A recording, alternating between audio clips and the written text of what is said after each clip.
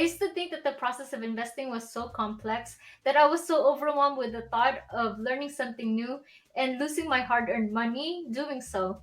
But the reality is, investing is simple. You just have to make sure to buy low and sell high. However, a lot of people in the stock market are having trouble sticking to that simple rule. But why is that?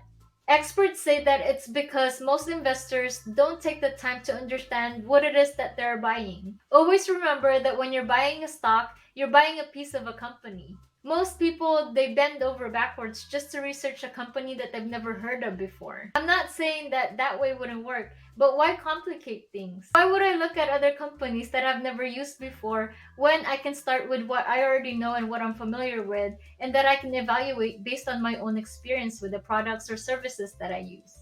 Once you know what you want to buy, you just have to make sure to buy low and sell high.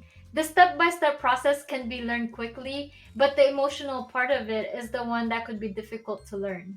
Because when it comes to money, it's emotionally hard to see our money go down in value, even if it's temporary. But this downturn is essential to investors. These rare moments give investors the opportunity to buy great companies at great prices. I do believe that the skill of investing is teachable and it's attainable. Start by watching these next videos about paper trading and finding great investments.